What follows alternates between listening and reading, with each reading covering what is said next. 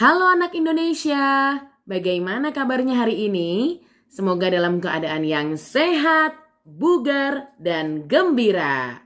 Seperti Kak Nina yang saat ini senang sekali bisa bertemu adik-adik melalui YouTube channel Gerakan Suka Baca. Yuk di-subscribe supaya kita bisa belajar bersama. Seperti hari ini kita akan belajar literasi bahasa bersama dengan GSB. Yeay!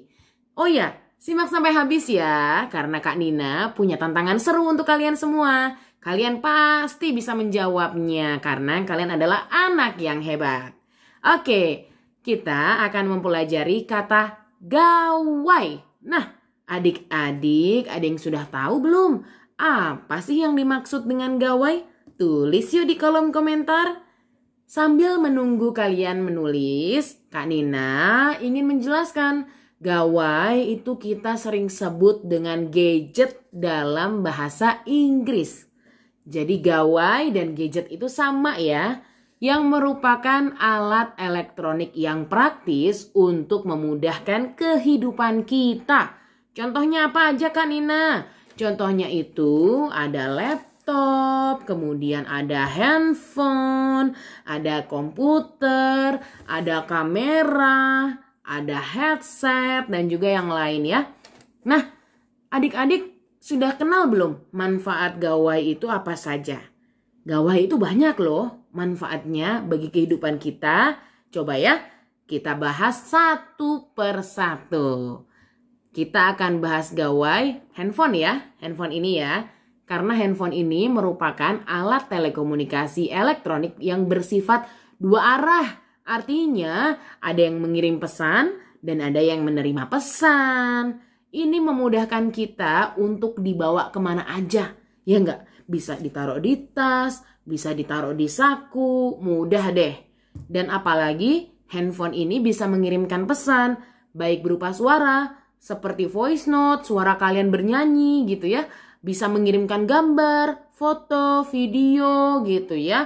Makanya kita semua hampir tidak dapat melepaskan diri dari yang namanya handphone.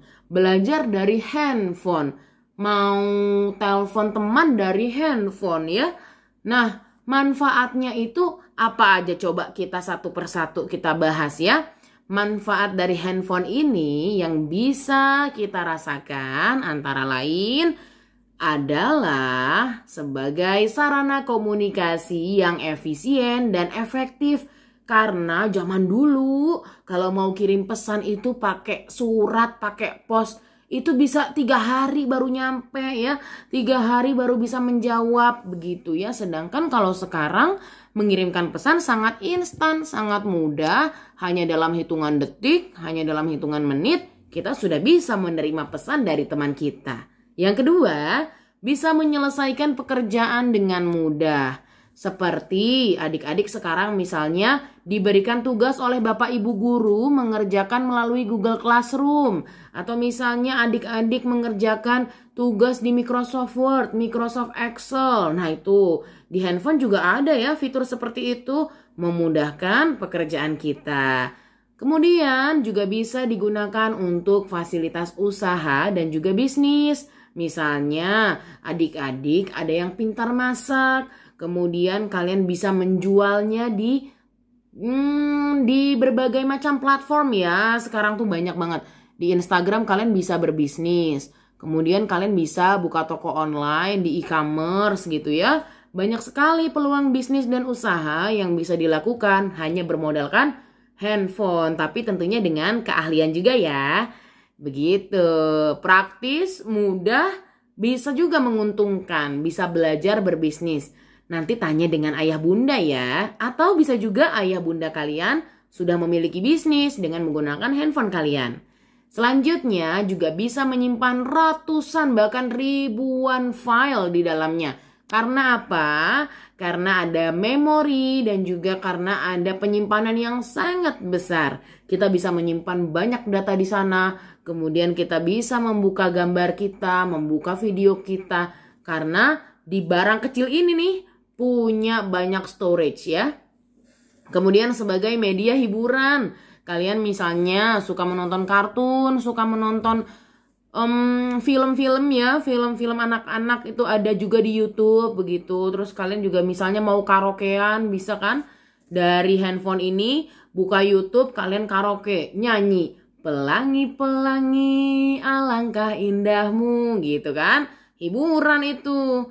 Juga bisa sebagai petunjuk arah. Hayo, siapa yang masih lupa nih jalan menuju sekolah? Nah, di handphone kita ada yang namanya Google Maps. Itu bisa kita buka dan kemudian kita lihat, oh arahnya ke kiri, arahnya ke kanan. Itu bisa didapatkan di sana. Dan kita juga bisa mendapatkan penghasilan tambahan melalui bisnis di handphone kita. Ternyata banyak banget ya manfaatnya. Nah, bagaimana cara kalian untuk memanfaatkan gawai kalian masing-masing? Nah, coba ayo kita diskusikan bersama. Kalau Kak Nina suka misalnya membuat konten di media sosial dengan handphone. Kemudian Kak Nina suka belajar membaca buku elektronik ya, ada di Google gitu misalnya. Nah, tapi kita juga harus bijak dalam menggunakan gawai atau gadget kita ini. Jangan sampai penggunaannya berlebihan karena dapat mendatangkan dampak yang buruk. Seperti kesulitan bersosialisasi karena terlalu terpaku dengan handphone dan gadget kita ini. Kemudian jadi tidak mandiri karena semuanya dikerjakan melalui internet. Akhirnya lupa untuk belajar. Kemudian juga bisa terlambat bicara ya. Ada sebuah kasus yang Kak Nina pernah ketahui itu. Ada seorang anak yang karena terlalu sering menggunakan gawai, akhirnya tidak pernah berdiskusi dengan orang tua, berbicara dengan teman. Akhirnya jadi agak sedikit terlambat untuk mampu mengucapkan kata-kata.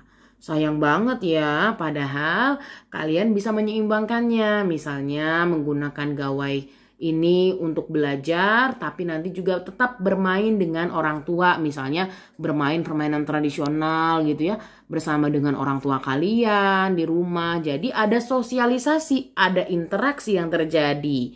Begitu. Jadi tetap ya, handphone ini bukan satu-satunya cara untuk kalian mendapatkan kebahagiaan. Tapi bermain dan belajarlah bersama orang tua dan teman-teman, bersama Bapak Ibu Guru juga gitu ya. Kemudian dampak negatifnya juga tubuh kita bisa menjadi kurang sehat. Karena kenapa? Ketika kita terus-menerus menggunakan gawai, menggunakan handphone, kita bisa iritasi mata, kemudian kita bisa pusing, kemudian kita juga bisa menjadi kelelahan ya karena misalnya duduk berjam-jam gitu kan.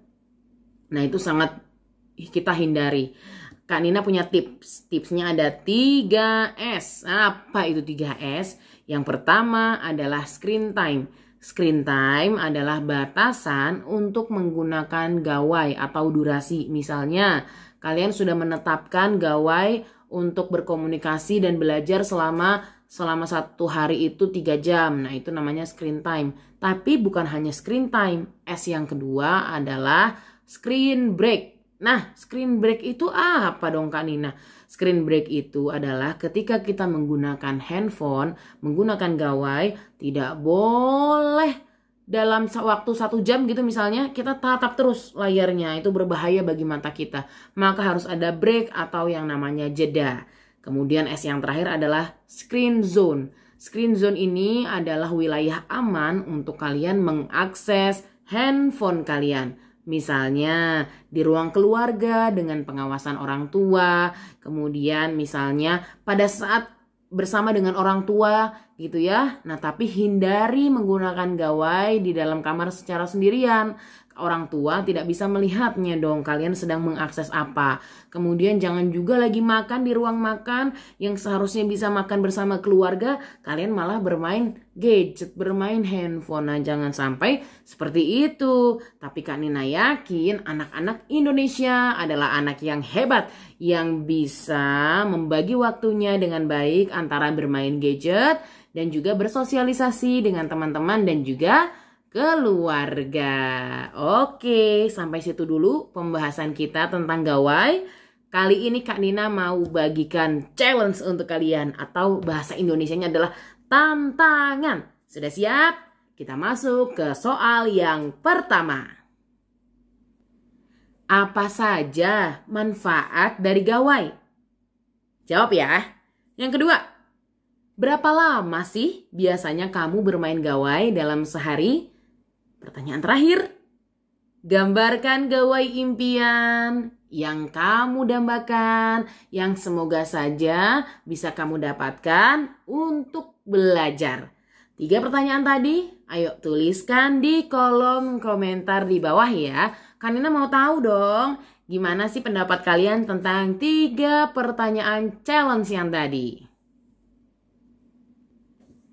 Oke, terima kasih sudah belajar hari ini bersama dengan Kak Nina dan GSB ya, sahabat semuanya. Semoga bermanfaat. Nah, Kak Nina juga ingin mengajak kalian semua untuk subscribe YouTube-nya Gerakan Suka Baca. Kemudian di TikTok-nya juga ada loh, Gerakan Suka Baca. Kemudian ada lagi di mana ya? Ada di podcast ya, ada di Spotify, namanya adalah MSG Podcast. Juga ada di Instagram @minggucerdas. Oke deh, kalau gitu Kak Nina pamit. Mari sama-sama bergerak untuk berdampak. Sampai jumpa.